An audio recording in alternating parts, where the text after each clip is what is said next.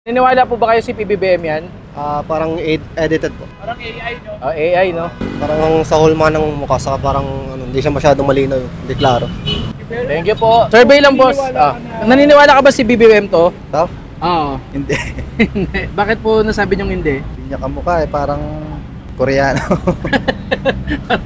Oo. Ito si BBM. Ayun, si BBM talaga yan. Never ano yan parang laging kimpi, no? Parang gano'n. Oo. Ayun, thank you sir, thank you. Ito po, si BBM po ito. Itong nasa kabila po, sa tingin nyo siya rin po yan? Parang hindi naman. Hindi. Pero sa itsura, Malayo po kasi yung nag-hallucinate po yung AI minsan. AI. So para sa'yo AI po ito? Possible po. Pero possible din na iba pong tao, blur lang. Blur lang.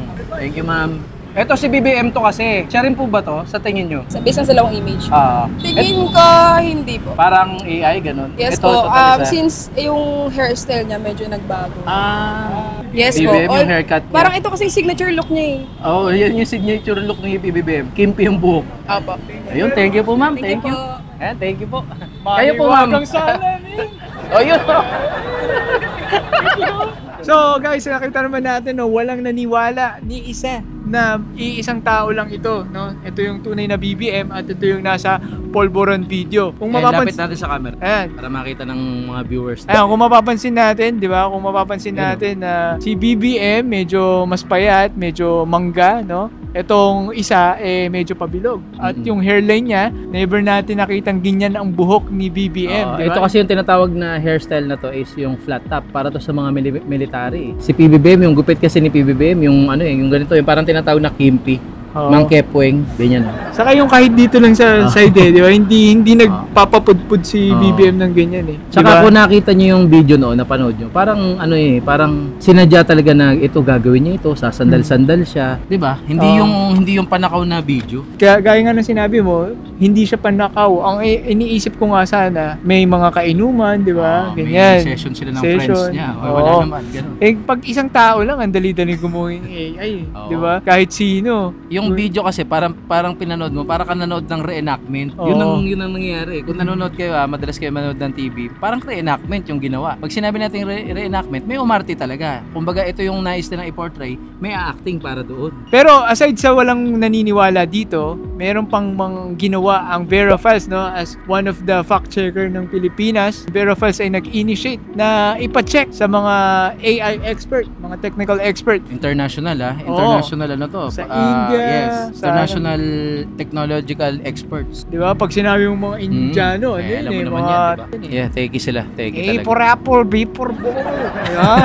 Hindi, saka sa BPO nga ngayon, di ba sila madalas na ini-employ? Sila lagi nasa top management, di ba? Kasi nga magagaling sila sa app, yung CEO ng Apple ay ng Google, Indiano rin. Marami sa mga top officials ng mga tech companies is Indian. Oo, yun. Ayan, at nalaman nila na maraming inconsistencies dun sa video at merong mga serious alteration. Diba? Facial alterations, talagang kitang-kita daw according to the AI experts. Ayan, meron pang heat map dyan. Ayan. Sa panahon ngayon na advance na ang technology, napakadaling gumawa ng AI. Dapat maging mapanuri po tayo at mapagmatsyag, no, sa mga naglalabasan ng mga balita. At isa sa mga rekomendasyon para alamin kung fake news o hindi, ay alamin kung saan galing ang balita. Yung source. It's always about the source. Oo. Parang yan, source na marami nating kababayan na ayaw ang Pangulo is si Maharlika. Ilang beses na ba tayong binigyan ng kasinungalingan ni Maharlika, di ba? After nga nung video na ito, agad-agad siyang meron na naman ilabas na pasabog. Nung nalaman ng lahat na AI itong fake Polvoron video, si Cathy Binag naman na hindi na sumikat, nalaos pa kagad. Ayun lang, yun.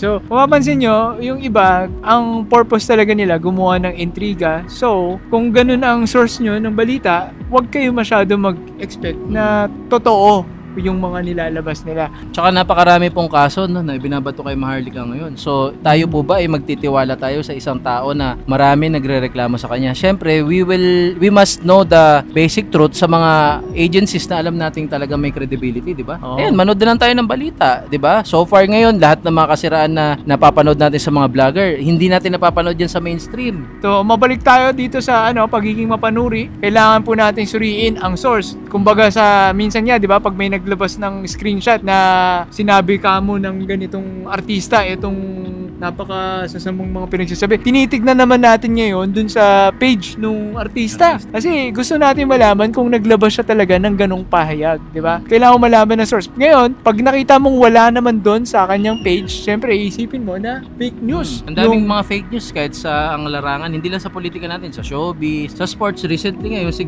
Carlos Yulo, di ba, yung CEO ng Milo, pumalat din yun eh. Alam mo ba yun, nabalita? Ang dami rin naniwala. Yung kaibigan natin si Mac Abayan, Mac Adriano, naniwala.